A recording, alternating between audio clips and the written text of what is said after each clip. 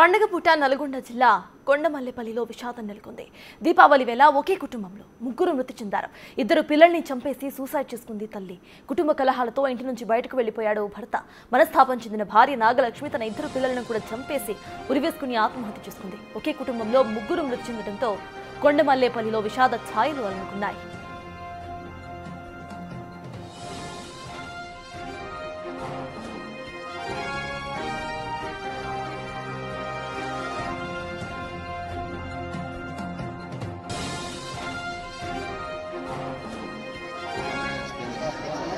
अरे पाप गाड़ी పోయిండునా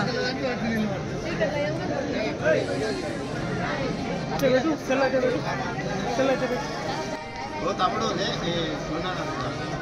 ఒక్క నిమిషం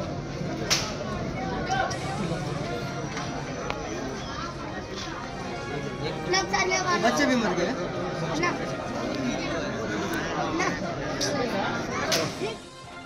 ఇదే అంశంపై పూర్తి డీటెయిల్స్ మా ప్రతినిధి రమేష్ అందిస్తారు. రమేష్ చెప్పండి, అక్కడ ముగ్గురు చనిపోయినట్టుగా తెలుస్తోంది. తల్లి ముందుగా ఇద్దరు పిల్లలను చంపేసి అనంతరం ఆత్మహత్య చేసుకున్నట్టుగా తెలుస్తోంది. అంతకు ముందు తల్లి మనస్తత్వం ఎలా ఉండేది? ఆమె ఏమైనా డిప్రెషన్లో ఉన్నారా? ఆమె భర్త ఏమంటున్నారు? అసలు అక్కడ ఫ్యామిలీ సిచ్యువేషన్ ఏంటి? అప్డేట్స్ ఏంటి?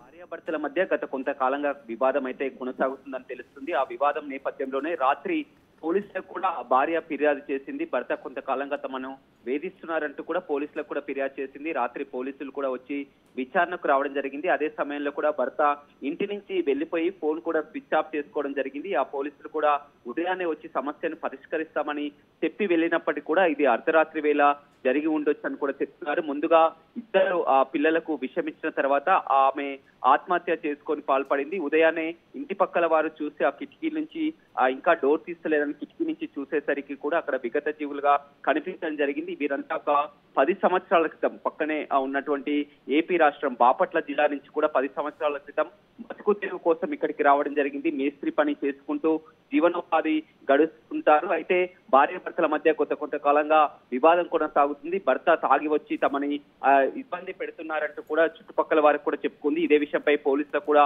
ఫిర్యాదు చేయడం జరిగింది. అయితే మొత్తం మీద ఇప్పటికీ భర్త ఆచూకీ అయితే ఇంకా కనుక్కోలేకపోతున్నారు. ఫోన్ కూడా స్విచ్ ఆఫ్ లోనే ఉంది. ఈ విషయం కూడా భర్తకి ఇంకా తెలిసి ఉండదు. ఎందుకంటే పండుగ వేళ ఒక విషాదం అని చెప్పుకోవచ్చు. ఎందుకంటే అందరి ఇళ్లలో పండుగ జరుగుతుండగా మొత్తం ఒకే కుటుంబానికి చెందినటువంటి 7 సంవత్సరాల పాప, అదేవిధంగా 9 సంవత్సరాల అబ్బాయి, ముందుగా ఇద్దరు పిల్లల్ని చంపి ఆ తల్లి చనిపోయిందంటే ఎంత బాధ ఉంటే ఈ విధంగా పాల్పడుతుందో తెలుస్తుంది. పోలీసులు కేసు నమోదు చేసుకొని విచారణ జరుపుతున్నారు. ఇప్పటి వరకు కూడా వారంతా కూడా 10 సంవత్సరాల క్రితం ఇక్కడికి వలస వచ్చారు కాబట్టి బంధువులు కానీ వారి ఒక స్నేహితులు కానీ ఎవరు కూడా ఆ చుట్టుపక్కల వారు వీరికి తెలిసి ఉండరు. ఇప్పటికే బంధువులకు కూడా సమాచారం అందించడం జరిగింది. అయితే భర్త ఆచూకీ కోసం పోలీసులు మాత్రం గాలిస్తున్నటువంటి పరిస్థితి అయితే కనిపిస్తుంది.